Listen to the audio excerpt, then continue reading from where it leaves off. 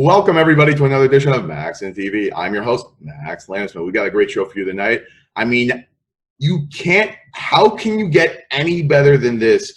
I literally have one of the founding members of freaking Wendy's on my show.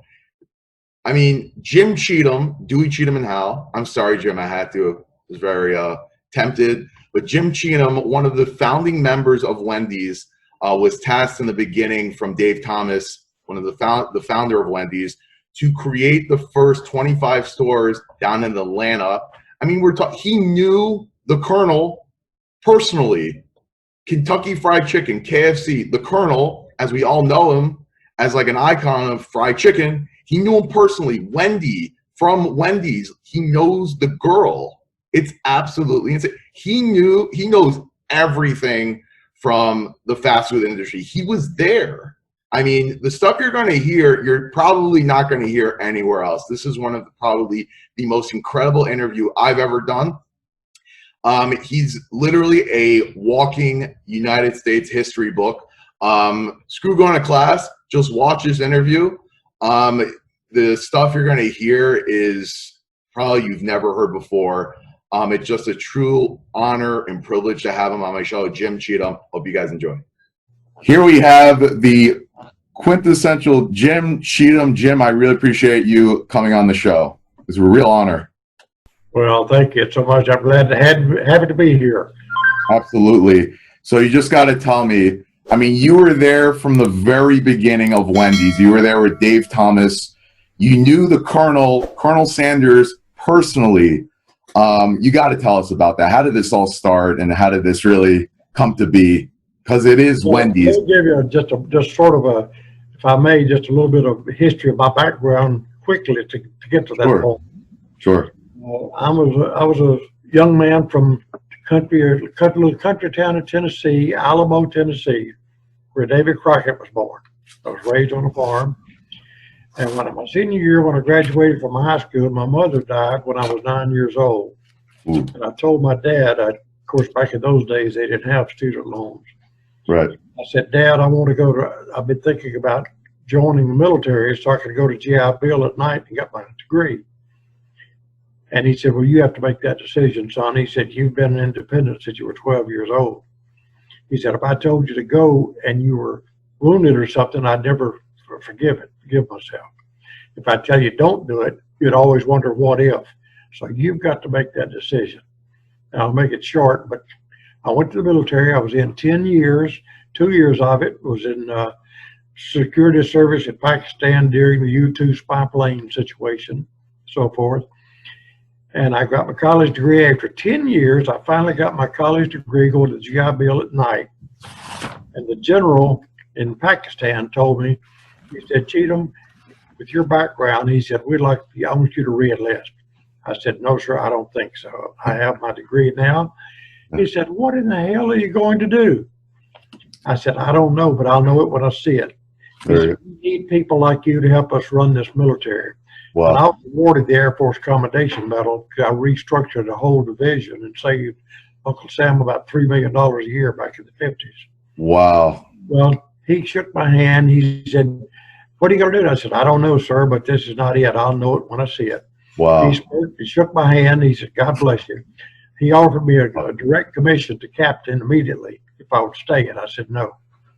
I got out of the military, went back to Tennessee, and went up a fast track at Holiday Inns and became senior VP of marketing at Holiday Inns. But there was an old fellow there that was a friend of the chairman, and Dr. Norman Vincent Peale, very famous evangelist like Billy Graham. He was a Methodist minister. He was a friend of the chairman at Holiday Inns, and I was appointed to be his valet anytime he was in town. And another personal friend was a fellow named Hartzog, and he was a big investor with Colonel Sanders when they started KFC. That was one of the first franchises. Franchising was just not even known. That was KFC, and then Dairy Queen. This was what year exactly? Yeah. Now, actually, what happened? Dave Thomas worked for Colonel Sanders in KFC when it started. But Colonel Sanders was not a corporate guy, and he was a panhandler. Right. And so those investors saw the opportunity because he was going to go bankrupt. Wow. They bought him out, got him, gave him the white suit to wear and be an ambassador. And then Dave Thomas had this concept for Wendys of America. He told me, he was from Memphis. He owned a colonial bread distributor in Memphis. And he knew me from Holiday Inns, and so he kept picking at me, and he said, boy, I'm going to steal you. He said, I want you to come go with me and meet Dave Thomas. So I got on his airplane, went up there one weekend. I stood in the kitchen of Wendy's store number 1. Dave Thomas explained what his concept was. And I already had a background in analyzing companies because of the Holiday Inn's experience. And I was consulting with Wall Street and changing what's doing what and how fast things are going and that sort of thing. And so when Dave explained to me his conveyor belt type concept, I looked at Mr. Hart and I said, I like this. He said, okay, make a short story. He said, I want you to go down to Atlanta, Georgia and be my president. And I want you to get 25 stores open in 2 years.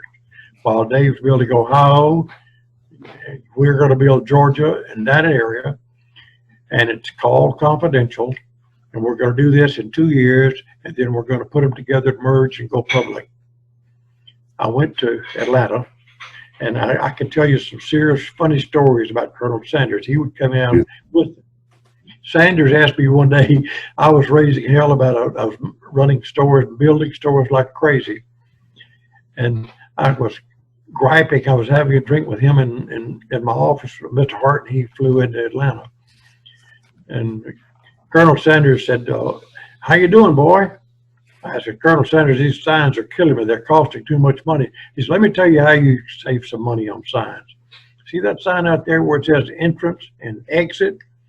He said, take the exit signs and throw them away. Let them find their own damn way off the That's one of the stories. There we go. Go on all day long. I do a lot of public speaking about some of those old war tales.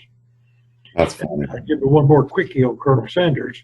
I went to a hotel in Holiday Inns, and I was taking pictures, and it was in Gary, Indiana, and they had a lot of problems, very restricted. Colonel Sanders was sitting in the lobby, and he was there waiting for a limousine to take him to a new opening of a KFC. When the limousine pulled up, he jumped in, and away he went. They pulled up in front of a Wendy's store. And Colonel said, what the hell is this? He got in the wrong limo. Actually, he went to a McDonald's open, and a McDonald's clown was waiting for his ambulance, for his limousine. That's hilarious. We had stories like that on and on. You literally, like, the entire history of American fast food was in like that lobby of that hotel.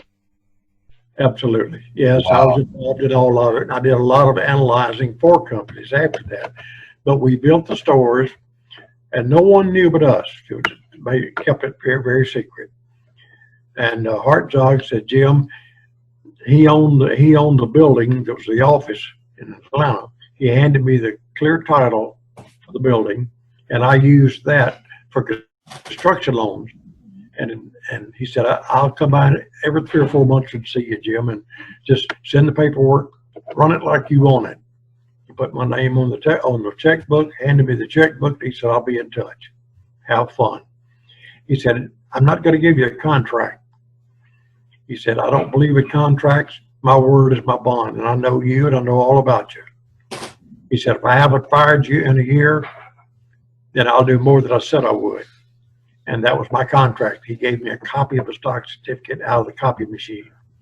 He said, here's your piece of paper you can hold. That's a true story. A year later, he came to my office. He flew down. He said, Jim, I promised you something when we started this thing. He pulled out his briefcase, and he said, here's the original stock certificate, and here's another one to match it. And he did. And so then when that happened, we went public. And the first convention was in Atlanta, Georgia, and that's when the announcement was made. And all of us were behind the scenes, and Dave Thomas came in, and we went from there. Wow. And after that, Dave did his best to try to get me to come to Ohio to be president of the company, and I wouldn't do it. I was president of the franchise. We were the largest franchise, and I think I told you briefly in our other discussion that Coca-Cola owned 98% of the market of fountain service. Right. Dave worked Pepsi and Colonel Sanders. And the Coke guy didn't know who Dave was. So he said, no, you come back to see us when you get 25 stores. And Dave got mad and went over to Pepsi and said, you know who I am? They said, of course we do. Well, they gave him the contract. There. So And the rest is history. then when I was building real fast in Georgia, all the other franchisees were smaller franchises, but they're all were coming to me then and said, we got to get Coke in here. Coca-Cola's this is just, we've got to have it. Our suggestion boxes are stuffed because everybody don't want Pepsi, they want Coke.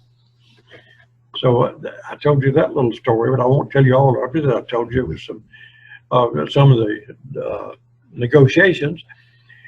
But a fellow named Cochran called me and said, the chairman of Coca-Cola wants for you to have lunch with him.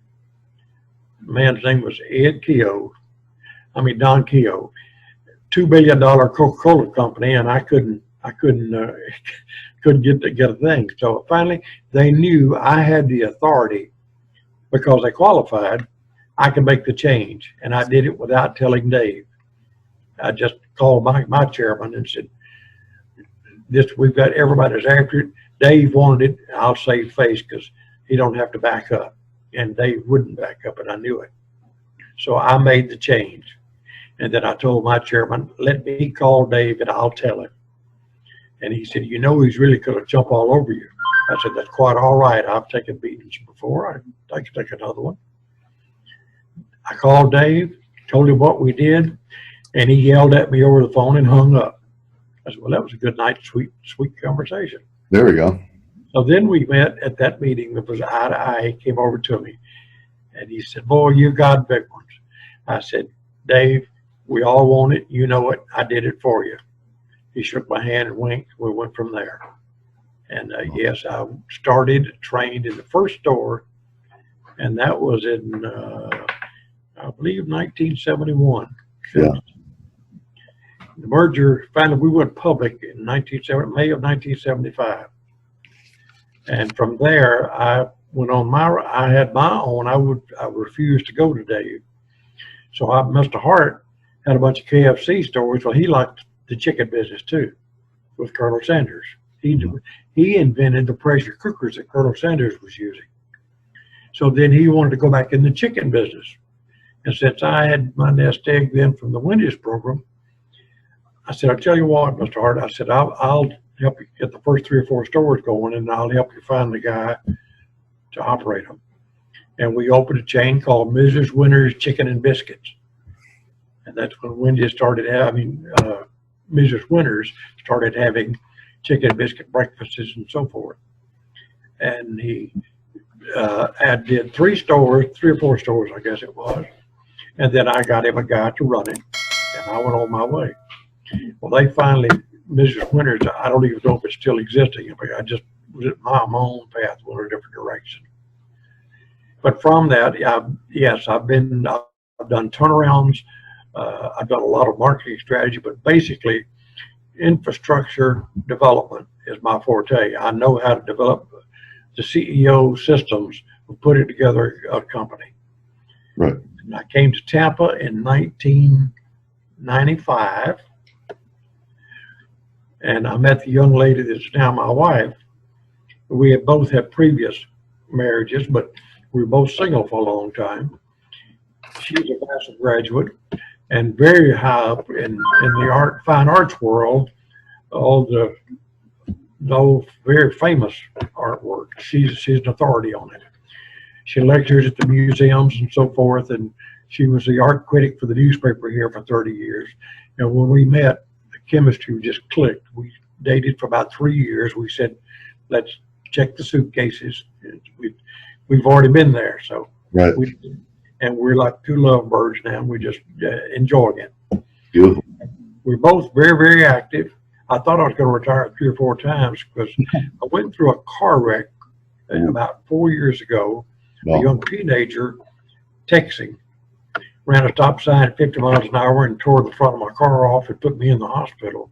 Wow. Well, I need to retire. Well, I don't work like that. And I think I did mention to you that I also had an opportunity. A magazine wrote a story about me, and I said, there'll never be a rocket chair on my front porch. That's right. That's My right. slogan was just one more. So how can I, what questions can I answer for you?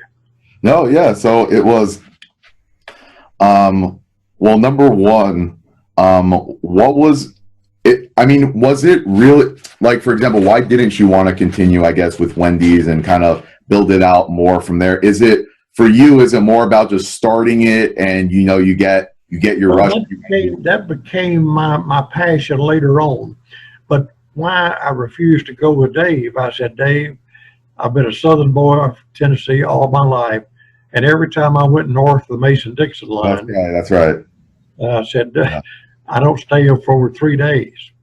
That's right. I heard that you didn't care much about Ohio. And I said, I don't care where the snow is knee deep. There we go. Turnaround companies in Nebraska, all over the country, in situations like that. And then actually, in my own mind, I said, I realized all I'm doing is cleaning up someone else's problems. That's not building. And I realized my passion is building and growth. And so that's what I'm still doing that today, using my 50 years of experience and assisting and analyzing companies that look like they're going to be the next big one. Right. And I've trained myself from a CEO point of view to analyze what they're doing and all the changes of consumer behavior patterns, the demands of each generation and how they change. Excuse me. And now, this situation we're in now, it's really been a mess, but Right. my passion is helping companies grow that I see that there's a niche for it. Right. I've qualified myself and looking into different types of segments. It doesn't have to be food. Right. Energy, environmental change, things like that. Right. You said you had a lot to do with the telecom in Tampa Bay, correct? With You the saying what? You said you had a lot to do with getting phone systems in Tampa Bay originally, right? Yes, I was a consultant that built the infrastructure Right. when they were starting putting in the cell phones here. Wow. And I became the guy that put together the infrastructure for Tampa and Orlando. Wow. So I arranged the organization and built it where we had the real estate people and the lawyers and the contractors and the installers and the equipment, all that sort of thing. Right. All how it all came together and how to step it, and then go out and find places to lease to put towers. And my job was to get 300 towers up as fast as I could. Right. In 2 years, we had 300 towers up. Right. And so then that's when I went on to something else. Right. And I did that. Everything I do now is in a growth situation, and that's my passion. Of course. And I look at these companies and I analyze them, and I just tell them yes or no, or, you know, if I can't help you, I'll tell you right up front. It's not about the money. Right. It's my thrill to get it done. Right. That's what I do today. And so now I've taken one step further, and I have a little company called Alamo Funds. Right. I focus on private equity or private lending, and I analyze companies and decide what they're doing, whether or not I'm interested in investing with it. But I don't get involved with anybody. I don't want a part of their company. They just pay me the normal returns on investments, and if I see the right ones, that's what I do. Right. And I'm having fun. And I go back to that Dr. Norman Vincent Peale, that was one of my favorite mentors. He said, Jim, if you learn to love what you do every day, you'll never work again. There we go. That's the way I feel. I have fun every day. Right. And then in my own slogans, just one more. Right. My slogan. Right. But then I wrote the book, and I couldn't remember it at the time. Right. Non-textbook approach to leadership. Right. Right. I use that a lot.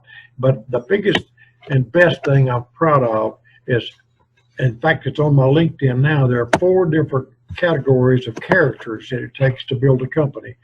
And I teach CEOs how to be a CEO and how to build their company. And that's how I did it. And Right. you build a team into an army. There we go. That's literally what I did with Wendys. Right. And what are those things? Well, for example, when at Wendy's, I taught my guys when we first meet each other, just like you and I now, we've met. You know things I don't know. I know things you don't know. Now we put these things together, we've multiplied ourselves. This is the way I taught my managers and my supervisors in Wendy's. And I said, now we have something in common. So we expand on that, and then we leverage what we know. And that leverage brings back residuals down the road. And one of the biggest lessons I tell them, I'm a servant to my company. It was not a pyramid, and I was not the man up on top of the pyramid. I was down under looking up. I said, I'm not the director of the choir. I'm a servant to my shareholders. I was a servant to my employees. I was a servant to my customers. My main concern to my employees were that I gave each one of them, I said, if you have the responsibility to do a function, then you have the authority. So you don't have to come and ask me, this man's not doing a good job over here, should I let him go? I'd say, what do you think? I said, you have to understand, if you can't do it, then I need to get a supervisor that can. Right. You don't have to ask me. So they learned quickly Sure. that the whole army of the Wendy employees in our system, everybody had everybody's back. And I'd even have I knew every employee. I'd go through the stores, and let me tell you one long one where the just one more came from. Right. On Christmas Eve, before we knew it, no one knew we were going to be merging. The Christmas Eve before New Year's, I had 23 stores open and 2 under construction. And it was a 200-mile drive around Atlanta to all the stores. I started at 7 o'clock that morning, and I went to every store in Atlanta, and I shook hands and wished Merry Christmas to every employee and I knew the sick babies, the mothers, whatever, all the way around the store. Well, the word got out that Mr. Cheatham was out and coming around to the stores. That night at 10 o'clock, I got back around to the last store. That was store number 1, and my home and my office was about 10 minutes from there. As I came around the interstate and I got to the exit, I said, man, I am so tired. And I eat at this store every day, and all those kids know me in there. So I'm just going to go home. And then that click in me said, just one more. Because that's what I've been teaching them. I got off the interstate, pulled into the parking lot. It was after closing time. The supervisor was standing at the cash register, and the store was empty, but the lights were on. We had secret symbols or signs or so forth if there was a problem. When I came up to the door, I saw that signal from him that there was a problem. So I went in the door. I said, how you doing, Jim? And he looked at me and said, Mr. C, you need to come to the back room. I said, all right, let's go. And I didn't know what to expect, but I was assuming I was going to be running into a problem. I went in the kitchen, walked around. The whole crew was standing in the back of the kitchen. When I walked through, they all started singing Merry Christmas to me. Wow. The little girls had made me crocheted me about a 3-foot long Christmas stocking, and on the toe of the stocking it says Mr. C. It boarded on the toe of the stocking. Wow. Tears came to my eyes, and when I got out of there and I got sit in my car, I fell apart. I said, good Lord, if I had not done my just one more today, I would have lost everything I built up and all of these people. Wow. I did my just one more. Right. And I still do that today. Wow. Is it fair to say without you, we might not have Wendy's today? Well, I can't say that. Thank you. I say I contributed to it, I guess. Right. What? And I told all of the franchisees down anywhere, Tennessee, whatever, they would call me. What do you do now? And we'd go up to I've trained a lot of their managers in my store. Little did they know that I also was doing it for my benefit too. I was training their managers. I said, I'll train your managers, but you have to pay it. Right. So I had an extra hand in each store every time I was helping somebody else. There we go. So you work things and you chain them out, and everybody's advantage. Right. Yeah, There we that's go. what it's all about. It sounds like one of the main things that you do in terms of training, unfortunately, I think a lot of other leaders don't. It's simply they don't actually, like, for example, I'll give you one example. I was working for a company that shall remain nameless, right? Mm-hmm. Let's say it was a department store, right? It was one of my first jobs. Uh-huh. People would come in all the time, very high-end stuff. Gentleman came in, he was looking at the $300 a bathing suit for $300. You can buy food at Wendy's for a month and still have change left for that. And so I asked him, what size do you need? He's like, small, simple. I look for it, I don't see a small. Where's the small? I'm like, give me one moment, let me check on the computer for you. Go on the computer, there's no small. I ask a senior person to come over. Could you help me out? Maybe there's a glitch or something. He looks on it, he's like, Max, not only do we not carry a small, not only do we not have it, we don't carry it, period. We don't sell size small. I mean, is this a store? You know?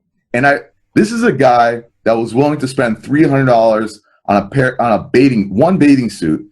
And, you know, he's wearing a Rolex watch. Obviously, the guy's very wealthy. He's a guy that, you know, you want as a customer to come back, spend thousands of dollars.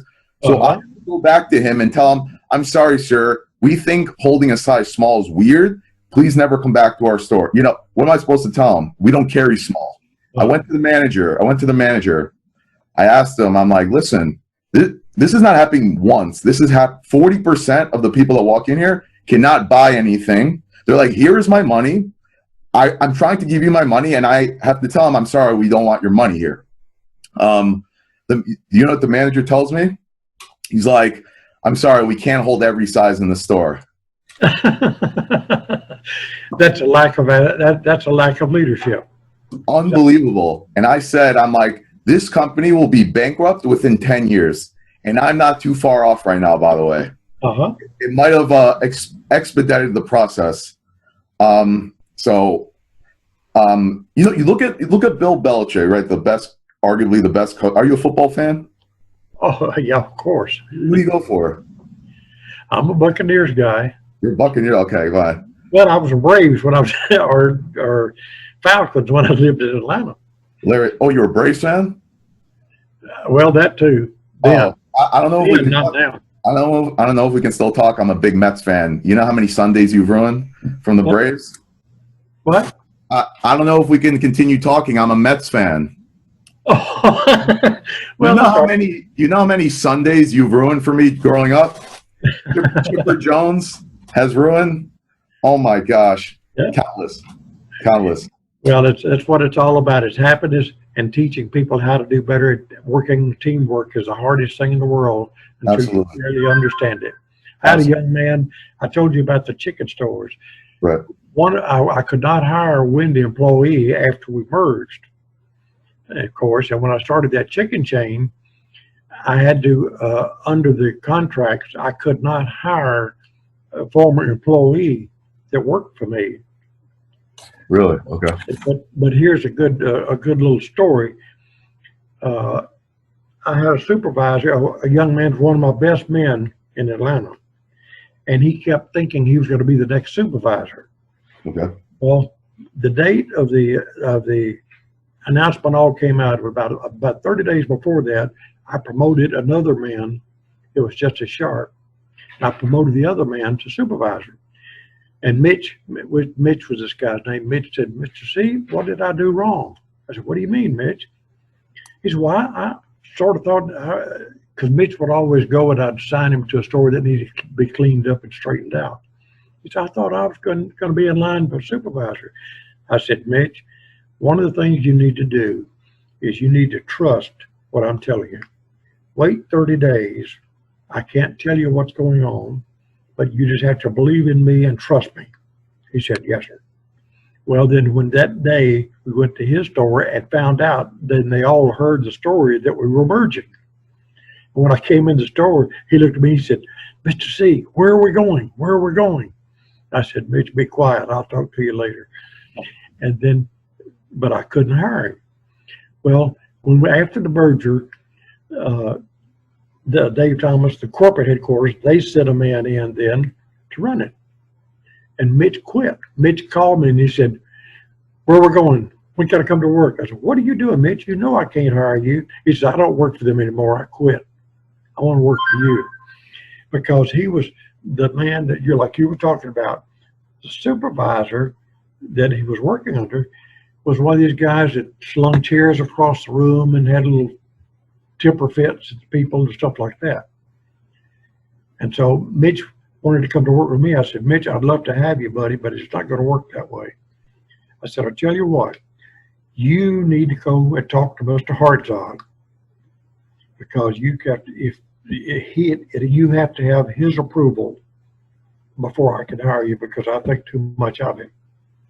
And I said, you would have to go through you. 2 days later, he called me. He said, when do I start? I said, you talked to Mr. Hart? He said, yes, I did. And Mr. Hart did his best to try to talk me out of it. He said, then Mr. Hart asked me, he said, well, Mitch, why are you leaving? Why would you rather work for Mr. Cheatham? He said, Mr. Hart, quite frankly, it's because Roy, that was the guy's name, he said, I already know how to kick down the door. Mr. Cheatham will teach me leadership and management. Mr. Hart said, God bless you, boy. Good luck. Right. And Mitch came with me. And then when I did some of those turnarounds, I won't even name them, but I went to 2 or 3 companies as I told you, a turnaround guy. I didn't have a title, but I was a consulting type, but I carried the title of assistant to the chairman or whatever. One day, several years later, I got a call from a headhunter in Atlanta. He said, Mr. Cheatham, I need your help. And I knew the guy, and I said, what do you mean? How can I help you? I've never used your services. He said, don't you know what your nickname is? He said, well, every time you leave a store and you leave to another company, all the people follow you. Your nickname is known as Pied Piper. Good gracious, I never knew that. But it happens 2 or 3. It happens 3 or 4 times in restaurant business. I would go to another one, clean it up, and half of those guys would go with me. And it was a team effort, but that's what it's all about. It's knowing how to get everybody on the same page. That's why we did our Just One More slogan. I say, if you just do one more thing before you go home tonight, then that's we've got 3,000 employees here at Wendys. And if we each do just one more thing after we punch out, then we've done 3,000 more tasks got done today that McDonald's didn't do and Burger King didn't do. And that's how we built the esprit de corps in the company. Right. I remember you. Oh, sorry, go ahead. What? Sorry, go ahead. You were saying something? No, I'm just giving you one story after another, sort of where it all came back. But then that's when I decided to do what I really got into it, is when I stopped doing the turnaround, because I said, I'm just cleaning up someone else's problems. And now I do a lot of, my whole passion is using my experience to analyze companies. And I've saved several companies when I was a consultant with Wall Street, when they're doing their annual portfolios, the Outbacks, the whatevers. Panera Bread was an example. And I did a whole case study on Panera Bread. It helped them turn around because they were behind the curve on what they were doing. Really? It was very simple. Let the millennials bring your knapsacks over to your store and play with their computer there in the Panera Bread. They did it. All of a sudden, they started growing because their customers were not coming back. They were not getting repeat business. So I said, you need to create this new concept of come on over here, you work here. And then It turned around. But it's not always magic. It's kind of like I used to quote some of the football coaches a lot. Don Shula used to say, failure is not fatal, but winning is, nothing but winning is the only option you have. That was Vince Lombardi's. Right. And I used to give my guys motivationals. We'd see the managers would have videotapes from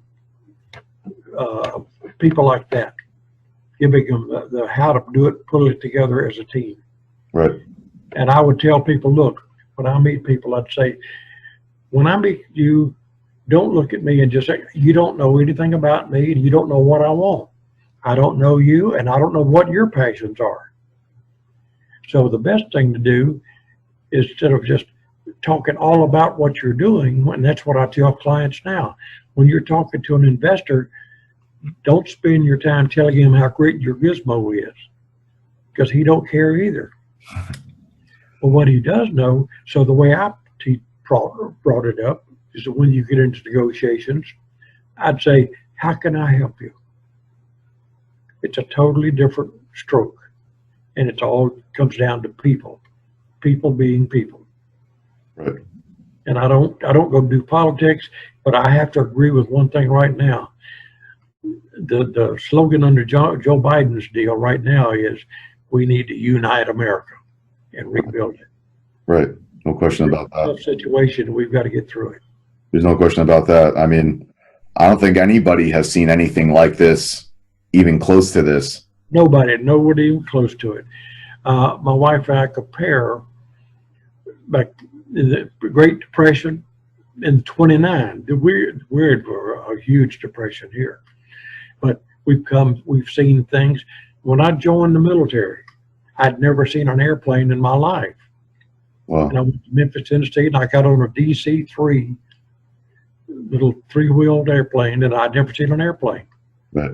And talked about scared, but I was strong enough that I wanted something big enough, I was going to go for it. Right. And I've turned down and I resigned companies for that very reason too. It comes down to what they even it up so that everybody's a winner. If you play that game that way, that's the way it goes. Right. And at the end of one of my speeches, I usually use a little term. I tell people, I'd have people stand up. I went to Brazil, and a guy flew me down there to be the speaker for his salespeople. Okay. Built water coolers like Nestle's or these water fountain coolers in the hallways and so forth. Right. Except for Hills or whatever. And I didn't speak Portuguese. His brother was vice president of Berlitz language, and so he was my translator. And I told him what I was going to do when I was announced. Joe just introduced me, and I came up on the stage with his brother, my translator. And I looked out at the crowd. There was about 1,000 of them there. And I held out my hand, and I said, I'm not a speaker. I'm a ventriloquist. And I pointed over to him. And that brought him up. It got him smiling and going. Right. Meantime, there was one girl that worked for me in Atlanta that was from there. And she taught me, I said, teach me how to say just one more in Portuguese. And she explained it to me. Una mas. She said, if you say it technically or break it down to English translation, it means there's not any more. It's just one more. But una mas is just one more. Right. And so at the end of the speech, I stood up and I said, everybody point your arm to the sky and say it after me. I said, una mas, una mas. And first thing you know, everybody in the room was stomping their feet and so forth. And then I stopped and I said, now raise your hand again. Now point up to the sky and say, if it is to be, then point it to yourself and say, it's up to me. And that's the way I would close on. I love it. It's a lot of fun. I enjoy it. How many speeches like that do you think you've done? Probably hundreds or. Oh, hundreds at least. Yeah. Rotary clubs. I do not I do not speak for companies. I'm not on the speaker circuit, and I'm not interested in that. That's part of my putback. Gotcha. I've been on the board of directors of several colleges, and I speak to every graduating class at University of Tampa here, and things like that, and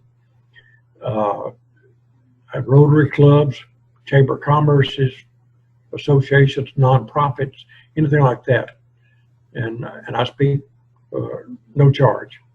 It's just the pleasure of doing it. Right. Why turn down companies? I'm not interested in the money. It's about the satisfaction of helping somebody. Of course. And that goes right along with what my personal passion is helping growing young companies what to do next. Right. Follow the little LinkedIn stories that I have on my LinkedIn. Right. There's always a lesson on them somewhere. Right. And they mean something. Right. Change them around. Sometimes I usually put something called humor for the weekend. Right. I saw the one with the tiger. You saw that? Wasn't that cute? The tiger's in the spawn. Yeah, that was great. Yeah. So I make all his money from Frosted Flakes. There we go. He's got the right idea. Yeah. Enjoy stuff like that, but I really do use those.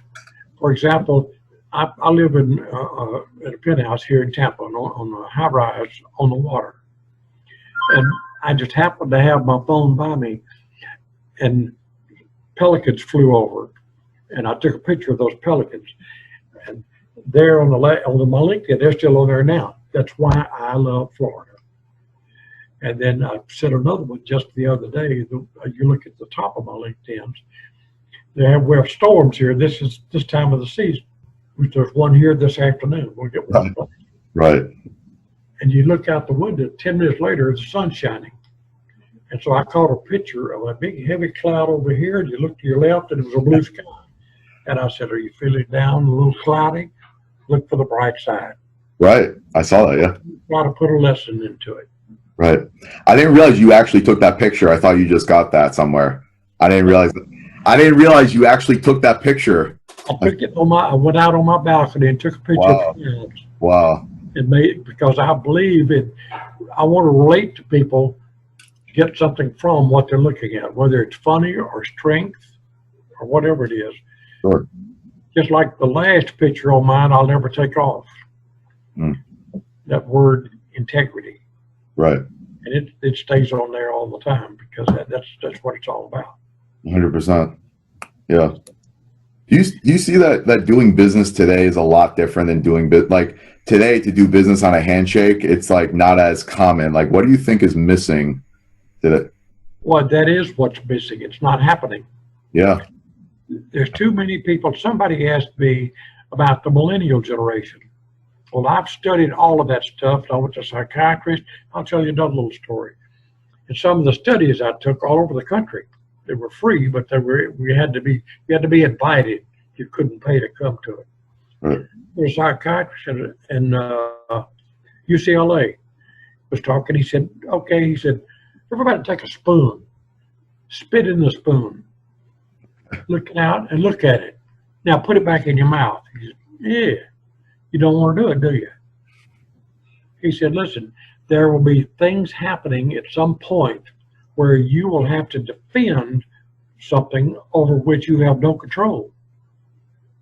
At your positions as CEOs and so forth, you'll be required to defend something that you have no control over." And less than a year later, I got a phone call from a food company, hospitality magazine editor, and of course my name is out there. They knew who I was. He said, "Mr. Cheatham," this was back, I don't know whether you were old enough to know when they had things come out when they had chocolate covered crickets and worms in your meat and that kind of stuff. Yeah. And this guy asked me, he said, "Mr. Cheatham, is it true that you have worms in your hamburger meat?" You know, guess what my trigger answer was? That hit me just like that about what that professor said. I've got to defend this. I said, "Do you realize the cost of worms?" I couldn't afford it. It's all negotiation. That's what it amounts to. You have to have fun and enjoy it. It's funny. I remember you were mentioning to me when you first heard when Dave Thomas was telling you about the concept of Wendy's, you were like, the last thing we need is another burger chain. That's right? exactly what. When Mr. Hart wanted me to go, I said, all we need is another silly burger chain. Right. He said, come with me and go see what this man's doing. You know how to analyze a company, and I know all about your research you've been doing with Holiday Inn's companies they're buying. And he said, I want you to go up there and let Dave tell you. And I went up there and stood in the kitchen. And the first thing I asked Dave, I said, how are you different from the other hamburger stores? He said, I'm using the automobile philosophy. So what are you talking about? He said, it takes 6 hours to build an automobile, but it takes 1 minute for a new one to come off the end of the line. And I decided if I designed my kitchen to do the same thing, I could put a hamburger fry and a Coke on a tray in 10 seconds. I said, hell, you can't do that. He said, okay, today at lunch, you stand up behind the cashier with a stopwatch and watch it. And I saw people standing in line for to be digging in their purses and digging out their belt wallets. And I'd say, get your money out, folks. Your meal is ready. They'd say, what? There it is. Oh my goodness. And I'd say they got 10 seconds, 8 seconds, 9 seconds. Good Lord. He designed the kitchen. The conveyor belt went to 2 different directions. What I mean by that is the grill was the middleman, but he had a sandwich table on one side, a sandwich table on the other side. And then there was one employee that had a job to do. If it said fries, then he knew to put fries on the tray. So there was a speaker at the cash register. When you turn in the order, that speaker, that cashier would repeat the order. Well, when that speaker repeated the order, that was the instructions to each one of those people in their positions. And so they all did it at the same time. Bang, it was on the tray. Wow. After I started building Atlanta in Atlanta, and we just went crazy. We were just mobbed. I had to have 3 or 4 policemen on the parking lot to cover the traffic. We were going so strong. And that was at 63 cents a piece for the hamburgers. Wow. And $400,000 a year was the goal. When we merged, I was doing $600,000 a year. And Dave was doing $420,000 a year in Ohio. And the guys in Memphis were doing, believe it or not, $800,000 a year. Wow. Memphis was just a red hot market. And Mr. Hartzog, my chairman, his son got that franchise. Until later on it merged as well. What it all comes down to is understanding the systems. Well, then we started building so fast in Atlanta.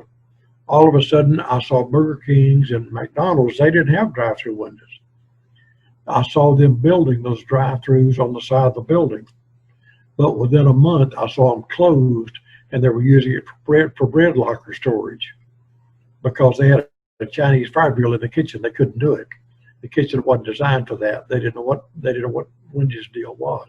Sure. But it also, one of the biggest key things by it too was Dave said, we'll never use a frozen meat. Right. And everybody else uses frozen meat even today, but Wendy's never did, and they never do. Right. Right. We had meat trucks coming.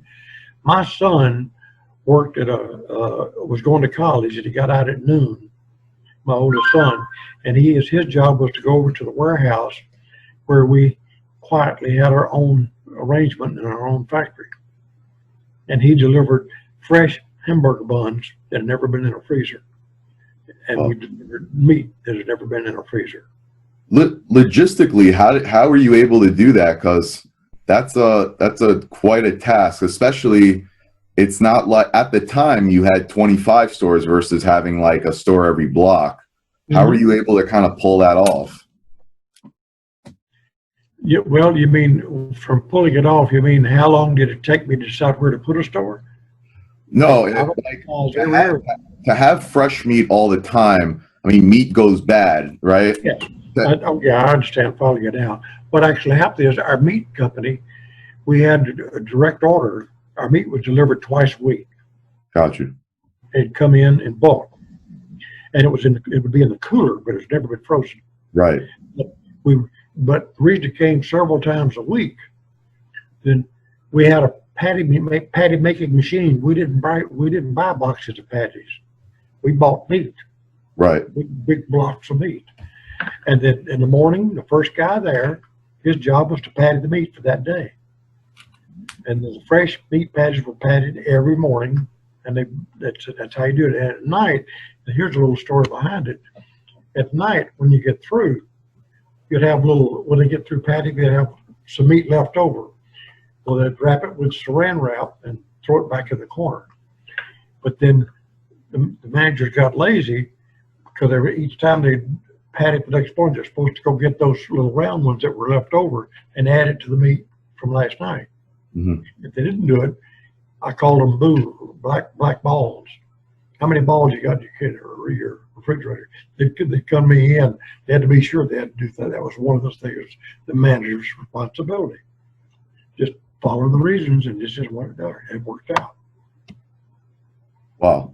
And the buns as well. So you were getting shipments directly from the bakery, just like meat. You were getting shipments directly from a meat processor. Mr. Hart owned Colonial Bread. It fought off the union back then, and he changed it to Hart's Bread. He had his own bakery.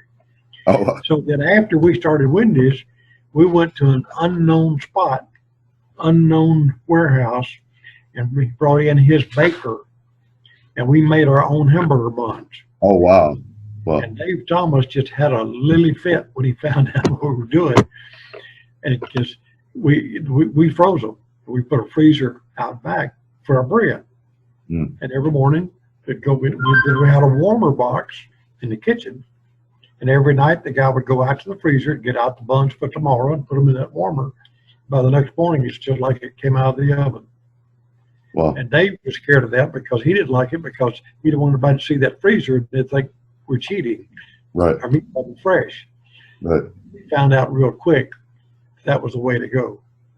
Is that how they currently operate? Is that still the way they do things? As far as I know, but I've been around them a long time. That was 50 years ago. Right. There we go. Well, I mean, yeah, they're known for having fresh meat every single day. Every day. Yeah. Only recently McDonald's started doing fresh meat because they were trying to compete or whatever the case. Well, that's what each one of them were learning. They were trying to kind of what came next. In fact, one of the most famous ads that Wendy's ever had was a little girl, and I knew the lady, Claire Peller.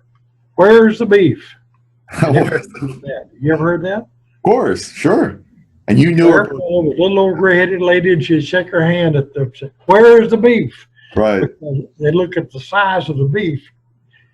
And somebody asked Dave one time, "Why are your hamburgers square?"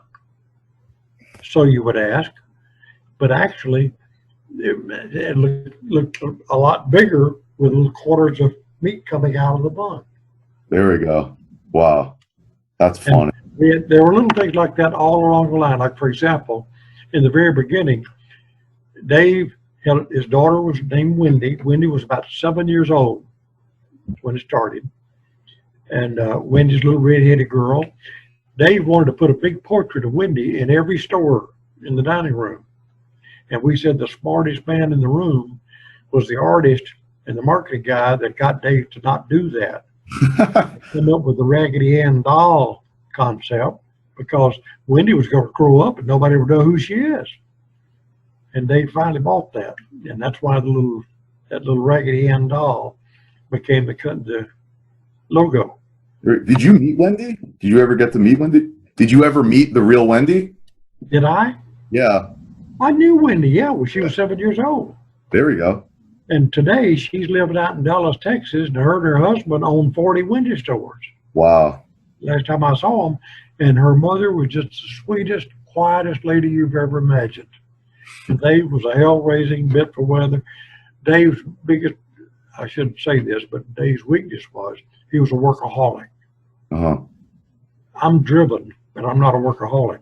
When it comes time, I unplug. Right. I tell people that know me, don't try to call me after 4 o'clock. Right. I turn my phone off at 4 o'clock. Right.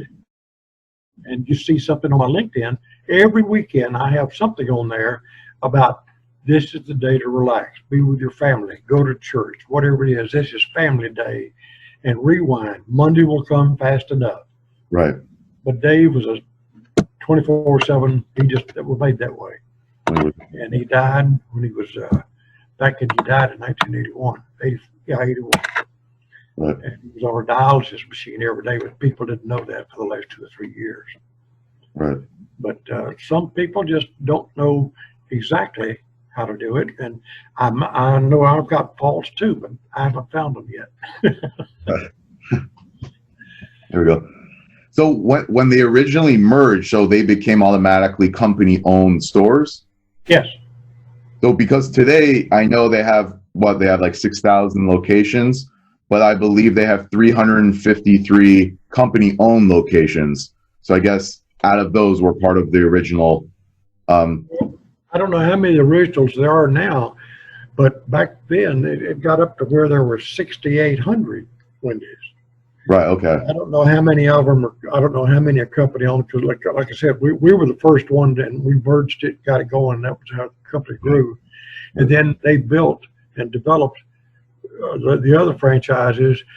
I was part of their I'd go to monthly meetings up to Columbus to meet with their guys too, to discuss how do we expand this further and how do we do it. Mm-hmm. And I like to think that I contributed some things there to them, and helping all these franchisees on how to go about developing them and develop them faster. Right. And more technology and the quick way to do it. And so then we had roving guys that would come by and inspect it. Well, back in the Holiday Inn days, they had holiday inspectors that would come in a hotel and they go through it and grade it, and the manager would get a rating depending on how good he was running the store. Right. We did the same thing at Wendy's. Right. Wow. And do you ever go back to Wendy? You still go back to Wendy's at all, or no? Or you keep in touch? I love Frosties. I'm sorry? Frosties and their chili. I used to live on a cup of chili, and right now I quite often get me a chocolate Frosty. Who created the Frosty? That's the most genius thing I've ever. The name is great. I love it. I don't even know who named it, but that was the original dessert. It was not a milkshake. It was not ice cream, but it was thick enough that you could stand a spoon up in the middle of it. That's right. That's right. Every time I see the commercial, that's all you want is a Frosty. There we go. Wow, this is an incredible interview, and I really appreciate your time and everything. Wow. I appreciate you calling me, Max. It's always a pleasure.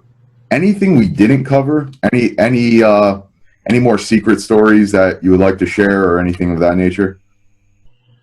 Not as much as I could, but I can't. I told you some of them. Yeah, you told me the one with Coke and Pepsi. Well, we're not going to mention. Right. The lock and key. I already threw away the key. There's stories all over the place, like the guy that came to work for me, and when Mr. Hart asked him why would he want to go with me, he said, because I already know how to kick down a door. Well, Mr. Hart knew exactly what that was all about. Absolutely. There we go. There we go.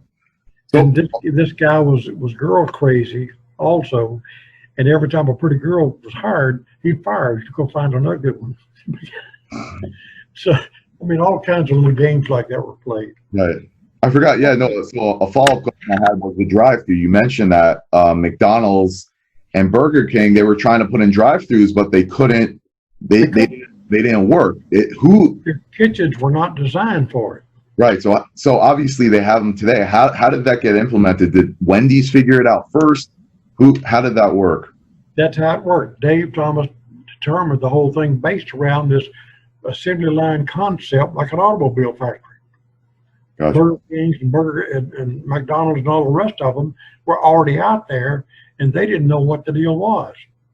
And when they started putting drive-through windows, they had people running all over each other in the kitchen because they didn't know whose order, that order, where's this order? I don't know, what's this? Right. And it took them quite a while to get it organized where they could. Gotcha. In the meantime, we were already gone.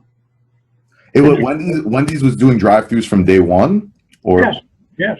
wow, gotcha. Absolutely. Yeah, And I used to stand as the president of the company. And when I opened the new store, we had a big. I'd have 4 or 5 policemen to keep the parking lot going. I gave away a little tin Lizzie car that had a little motor on it, so a little kid could drive it in the yard and whatever. And we'd have drawings. And one somebody, we didn't know it until afterwards. They won that car that day. I'd get a new little car for each store, and I would stand by the register out front, welcoming people to Wendy's, and say, "Please get your money ready, because your order will be ready before you can get it paid." there we go. There we go. There we go. What? So why, when Wendy's first started, why was it one in Ohio? I mean, obviously Dave Thomas was in Ohio, but it was in Atlanta because you were in Atlanta, so he started in Atlanta. No. Hartzog, the guy from Memphis, In Atlanta. at All Day Inns, and he was a big investor with Dave Thomas. Gotcha. 2 big investors, a fellow, and that was the chairman of Hospital Corporation of America in Nashville, Tennessee. He and Mr. Hartzog were big buddies. Jack Massey was his name. They were the 2 heaviest investors behind Dave to get it started. Gotcha. And they bought out Colonel Sanders. And Dave, when they found out about Dave's desire to do this, Gotcha. and so Colonel was within 30 days, he was going to be bankrupt. And so they made a deal with him. If you want to hear that story, John Y. Brown is a name that everybody knew as a famous KFC guy later on. But John Y. Brown was a young lawyer in his daddy's law firm in Columbus. And his daddy was the lawyer for all of those investors. Well, John Y. Brown was his son, a young lawyer, and he went with Colonel Sanders, flew out to Denver, was going to sell, pick up a $50,000 check, get this company to buy what was left of KFC before he filed bankrupt. Mm-hmm. They had a layover in Denver, Colorado. And John Y. Brown called his father back and said, "Dad, he's looking for $50,000 check." They said, "Turn him around, bring him home, we'll buy it." They turned him around, went back, and John Y. Brown didn't know the first thing about a restaurant. He was a lawyer, but they made him president and put him in charge of the gatekeeper to watch the money. And he had a legal structure behind him. Wow. And so then they hired the right operation guys to run it. A fellow named George Teeter was one of the original, and Jim Neer were 2 of the CEO types working under Dave that put Wendy's together. Wow. And so after they bought out Colonel's, they rented up the flagpole. They paid Colonel Sanders $2.5 million to buy it. And he didn't want it. He wanted cash. He wouldn't take stock. They tried to tell him what they were going to do. He said, "No, I want cash money." It was the old talk in those days. And sure enough, 7 years later, they bought out, they built up KFC. Mr. Hart was one of them too. They had invested it to get it going. They ran it up the ladder, sold it to Yums for $285 million. I believe Wow. that was $185 million. And so then that's when Wendy started. Wow. And those guys, I went to the first meeting with Mr. Hart. All those investors were standing around the table, and Mr. Hart and the other investor talked to the group, said, "Fellas, we bought out Sanders. Dave Thomas here is ready to go. And if you want to, step up and help us finance it, and we'll take this thing to the moon." And that's where it was. Those investors around the table bought into it. And boy, are they smiling today. Yes, sir. Unfortunately, well, fortunately for me, the good Lord's been good to me because I'm still here. Right. My boss, that was my main mentor, Mr. Hartzog, died in 1985, and he was, I believe he was 83 years old. Well, guess what? I will be 84 years old August the 12th. Wow. I want to wish you a happy birthday in advance. It's in 10 days. And that's right. And my wife's birthday is August the 14th. Wow. And she's not nearly as old as I am, but I can still keep up with her. There we go. There we go. Wow. She goes walking every day, and I go down to the gym. There we go. There we go.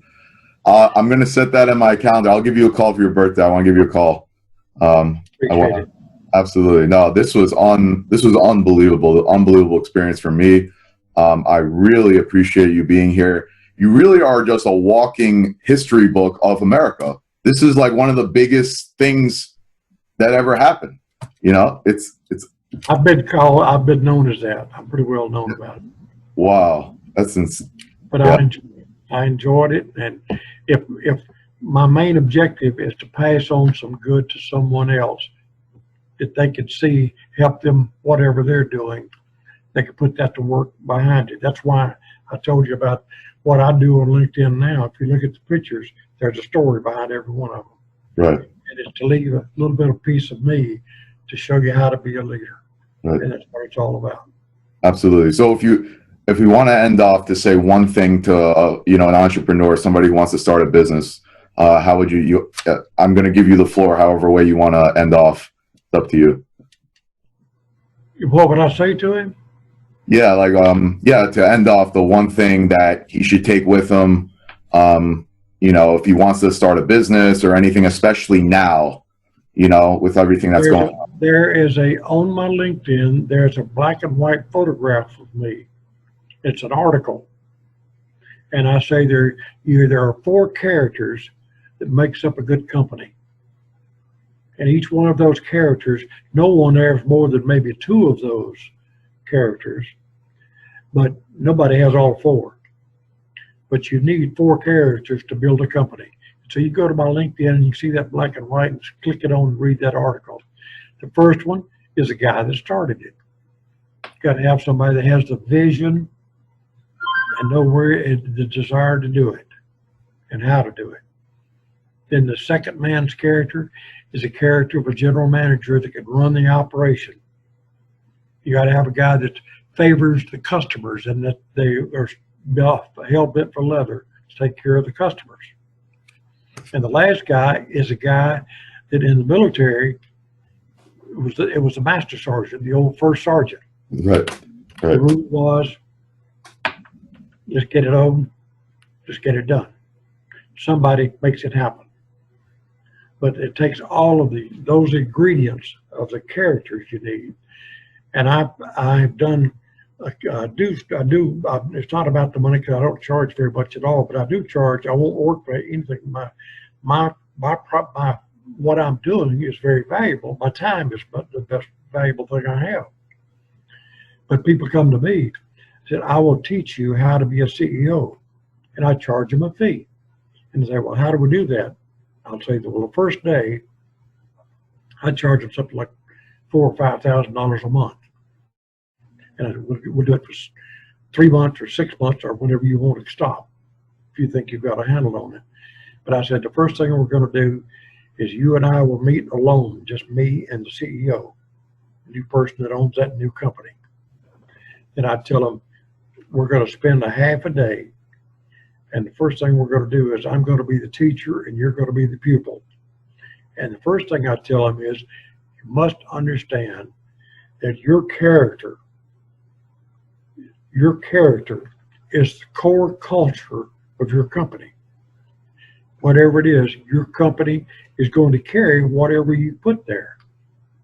So fortunately for me, the team I built, when we sold out, my guys surprised me right now in my other room.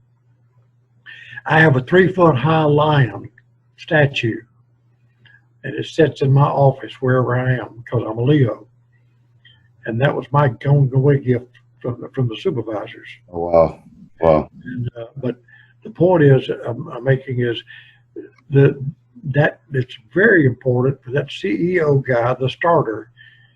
That's why people ask me, how do you define a millennial? I don't. They all have a backpack and none of them have an idea where they're going. They think they're going to invent a new app and somebody will give them $1 million for it. Well, that don't happen. Right. So that's what it's all about. It's where do you start, and then how do you go to the next step and the next step, and that's what I live for. Right. My profile. Did I send you some of that? Yeah. The profile. That's my passion, is using my experiences to help companies that I see that I think they have an opportunity in high tech or whatever it is.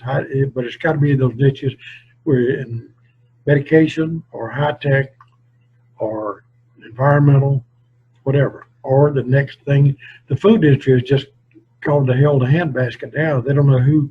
There were no one delivering anything, and now there are 20 delivery cars in the same town delivering for everybody, Grub Hubs and all of those.